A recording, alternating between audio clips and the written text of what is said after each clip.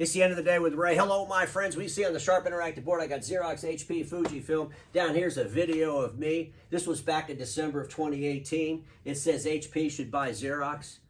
And folks, you know, the HP Xerox story started way before 2018, December of 2018 for me.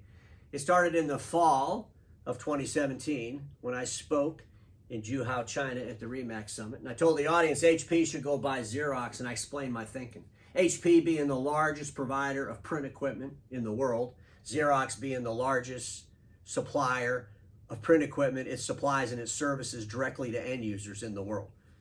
Together, those two would have been very, very powerful, could have really shook things up. Well, we know that in 2019,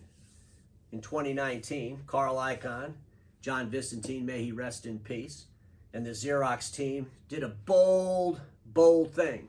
They said, HP, we're going to buy you. And it was a bold move, folks. You know, at that time, HP had 3 times the market cap as Xerox.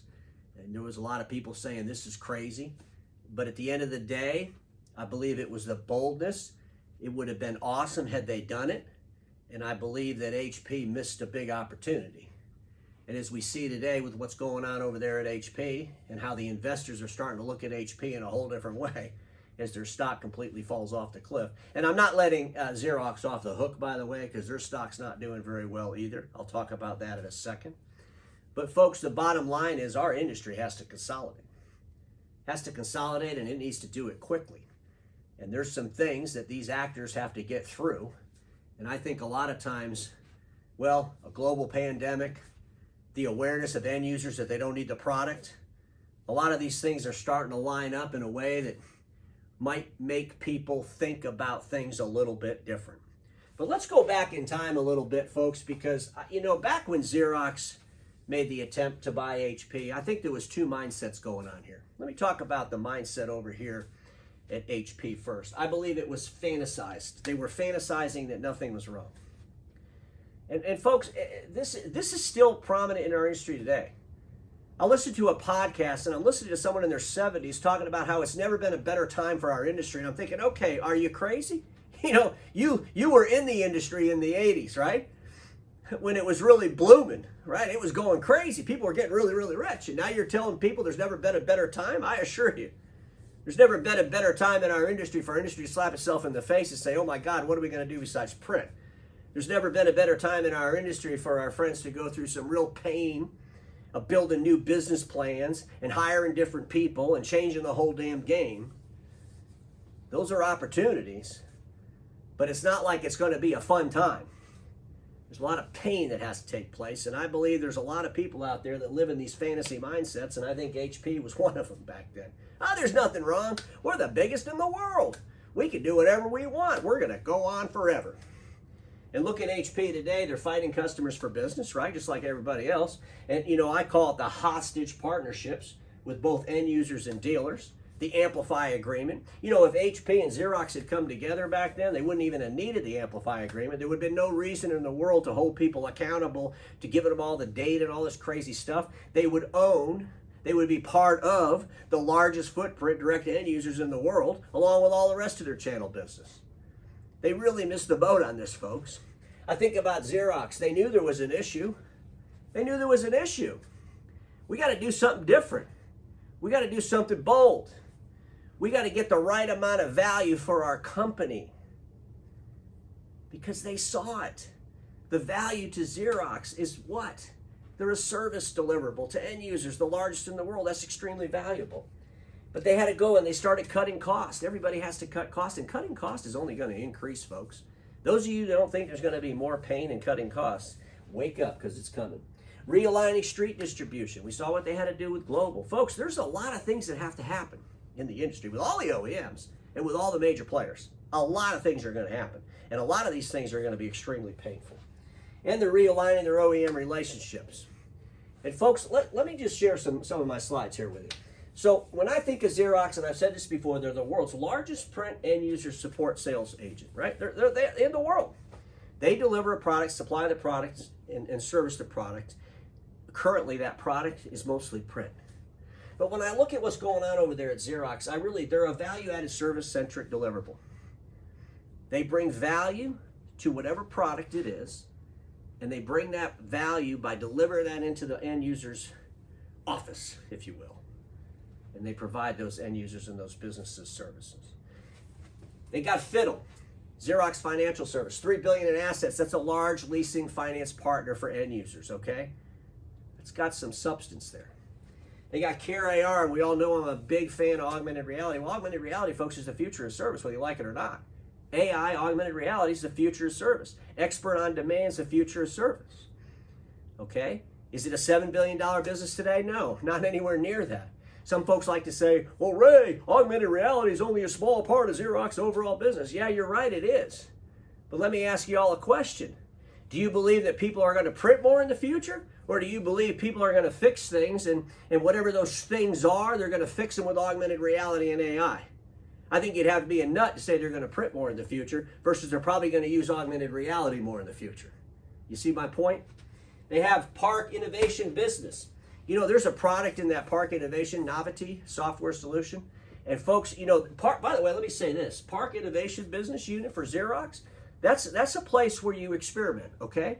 That's a place where you make investments and you help develop products and softwares, okay? And sometimes they're going to say, okay, it's not going to work. We're done. We're out. And you need to do that. That's why it's an innovation business center hub. Because I know some of you are going to say, yeah, but Park, you know, they had the EleQ. What happened to that, Ray? You were big on Ele. Well, of course I was big on EleQ. I was big on EleQ because I was hoping that EleQ could do everything it was supposed to be doing. At the end of the day, it's not. So we're done. Nothing wrong with Xerox pulling the plug on that. To me, that's just business sense. We'll see where they go with Novelty and all the other things that are in there. But folks, they're looking to the future. This is what I like about Xerox. They're looking to the future. Are they going to hit home runs every time? No, not at all. That means they're actually looking, okay? If everything you do is a perfect home run, that means you're probably cherry picking, and at the end of the day, that's not realistic in our ever-changing, innovative world. I think about HP. They're the world's largest print brand. There's no doubt about that. But folks, they're a commodity product-centric business. By the way, their print business is 30% of HP's total revenue. So I think people forget about that sometimes.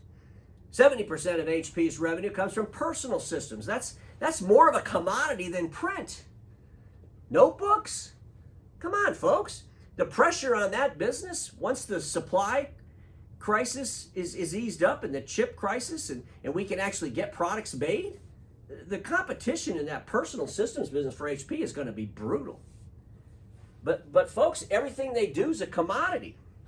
Everything they do is a commodity. Ink subscriptions, remember that nonsense we heard from them? All the ink people that are buying all these ink subscriptions, never substantiate any of it. Now they don't hardly even talk about it anymore. Hybrid worker, hear them talking about the hybrid worker. I wish people would stop talking about a hybrid worker. It's called a remote worker. And everybody in the world is now a remote worker. Okay? And all the people in the world and all the businesses in the world are going to have processes to accommodate remote work. Whether 10% of the people are in the office or 90% of the people in the office. So get over all this nonsense about who's going back to the office. It drives me out of my mind. A3 disruption, remember that? They buy Samsung, we're going to disrupt the $55 billion marketplace. Yeah, you sure did. You disrupted yourselves more than you did in the A3 marketplace. And then the Amplify, now they got Poly. You know, we're going to put conference rooms in people's houses. Folks, the bottom line is HP is a product-centric, and it's just a product-centric deliverable. There's absolutely no value add to that. And I know that sounds, a lot of people, oh no, Ray, we're doing all these wonderful things over at HP. You might be, but you're still selling products. And you needed a way to get those products to the end users. And you can get those products to end users by selling stuff online, no problem. That's all going to be the lower hanging stuff. You might sell billions of dollars worth of low hanging, that doesn't matter. If you want to get into the consumer, into the office space, into managing processes for businesses, you need someone like a Xerox to do it for you. Or you build your own direct operation. But you have to be able to go in and work with those end users and help them with these processes. And the processes are the opportunities, by the way. The opportunities for the entire industry is around the processes.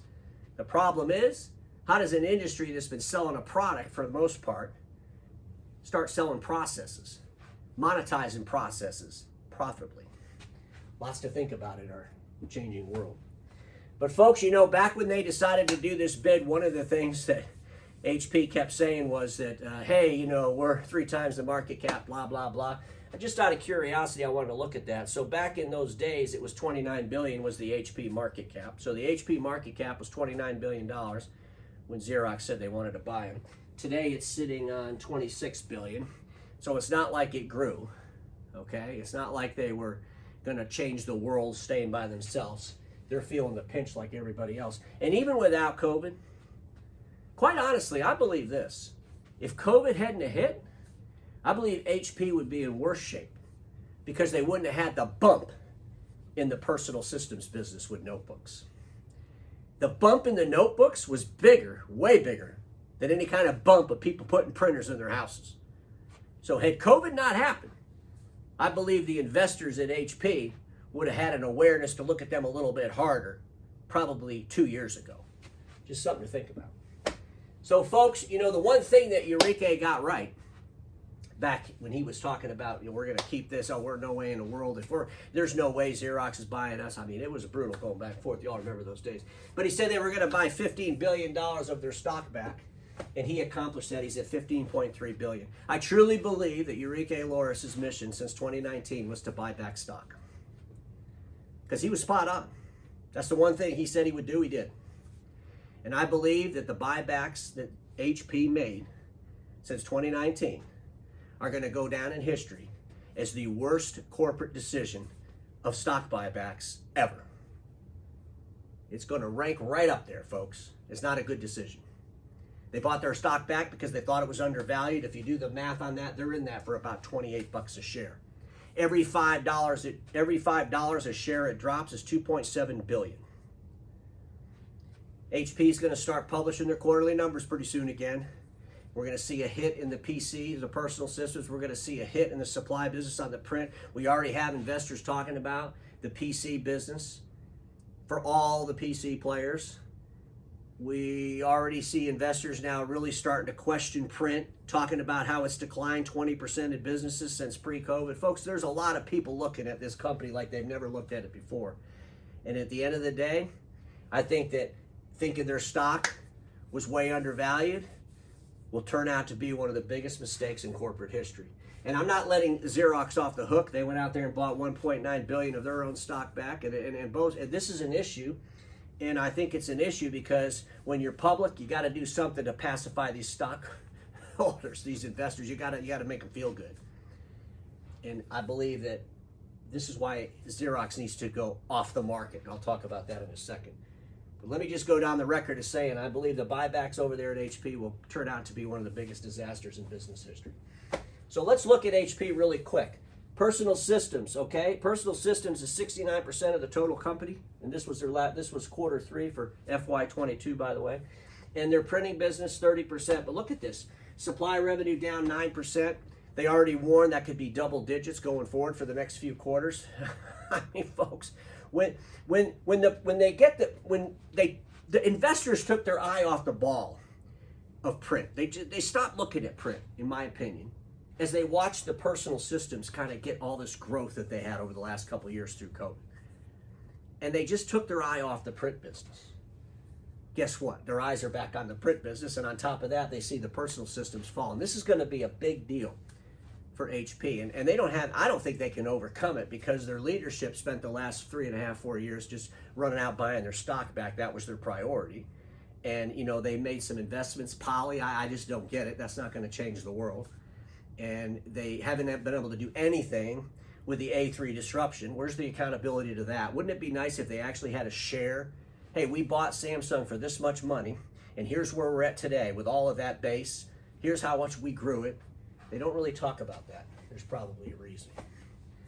But here's what I'm thinking. It's time to put the X back in Fujifilm. And folks, I don't mean that Xerox and Fujifilm should come together like a lot of you are thinking. I don't think Fujifilm should go buy Xerox as an example.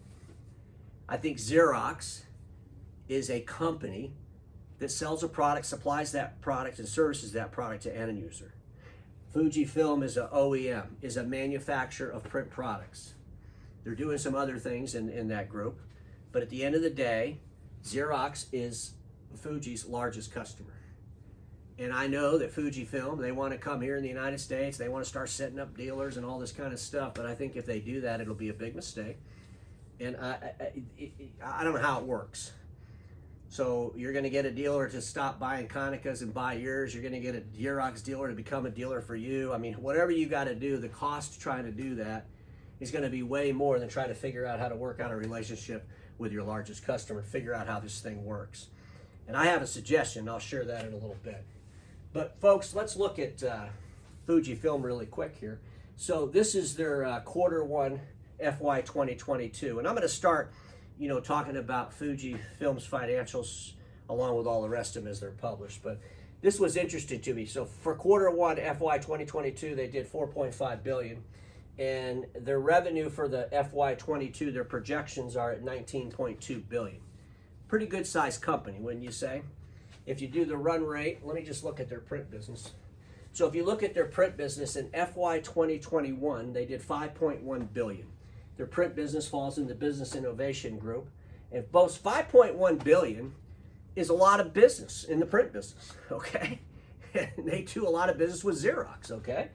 And folks, if you want to do the, for the quarter, they did 1.3 billion for their first quarter. So this is an interesting, and by the way, they make money, okay? They do make operating profit too. But I wanted to pull this slide up. If you look at the business innovation group, they have an office solutions and they have business solutions, and they're doing the same thing as everybody else. How do we help our customers with DX strategies and all that? What kind of softwares can we bring to the table? And the breakout for that is they did 1.3 billion in the group and 423.6 million in inside their office solutions group. So there's something here, right? And when I look at Xerox, this was their Q2, which, by the way, their Q3 will get published here in any day now, probably. But if you look in 2022, they did 1.75 billion. So the numbers are pretty damn close inside those two groups, right? For equipment, for Xerox was 366 million, and their post sales are 1,381 million. That's kind of an interesting dynamic, and I want to play with that a little bit more.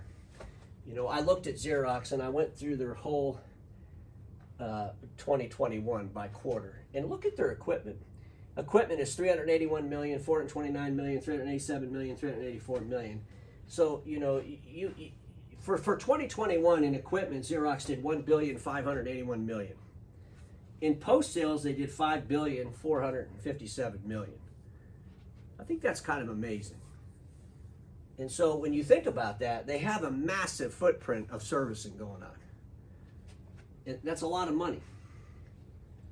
Okay? So that $5 billion is outside of equipment. That's pretty big. It's pretty interesting, actually, to me. So far this year, they finished up their 2 quarters. They're at 3,415 million. They need 3,623 million, to get where they want to be over that 7 billion. They'll probably get there. I don't see why they won't. But ladies and gentlemen, the bottom line is, Xerox, HP, Konica Minolta, Ricoh, name your flavor. A lot of things got to change. Earlier I talked about how maybe manufacturing comes together. One of Fujifilm's aspirations is to start doing more OEM work. So will they be one of the big manufacturers left? Will they be making products? Will they be making Xerox's products? Will they form a relationship with Xerox? And let me just share some of my thinking as I wind this thing up. I am thinking a partnership corporation off the exchanges. I think Xerox has to get off the stock market. It's my opinion.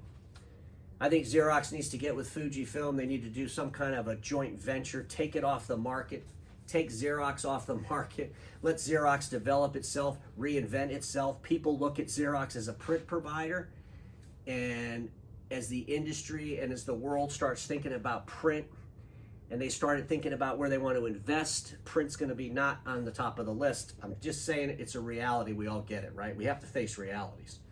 And I'm thinking if Xerox was a private entity, if Xerox could go develop its Care AR platform, augmented reality, get involved with some more softwares, get investments for people that want to change the world of service, because we're not going to change the world of print. I heard someone say that, let's change the world of print. We're not going to change the world of print. We're going to sell and supply print equipment until people stop using it. The only thing that's going to change is that people are going to not use it as much every single day, okay? Every day they're going to print less. Every day business processes are eliminating more and more print. That's just the reality. So we have to figure out how to deliver print at a cost that makes sense for the way people buy it. We have to figure out how to deliver print at a cost that makes sense for the people that buy it. That's why I'm a big fan of e-commerce and all these things. We got to figure out, how do we get A4 into office buildings? Okay? How do we replace those A3s with A4s? And how do we do it in a different world? How do we add other services? How do we get into IT services? And how do we move upstream? How do we become compliance advisors? There's so many things that Xerox can do. Okay? There'll be softwares that will be invented. There will be softwares that will be invented to help with processes, to help with communication. The main players in the marketplace around communication, AT&T and Verizon, okay, are going to play havoc. Are going to play havoc on a lot of legacy players, if you will, around communications. That's why I think the Poly acquisition that HP made seems a little silly to me. But folks, there's a lot of things that have to happen.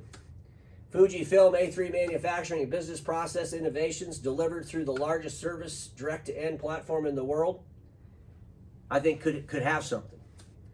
Maybe FUJIFILM and Xerox just have to figure out how to reestablish that relationship. But I truly believe Xerox needs to come off the market. They got to figure it out.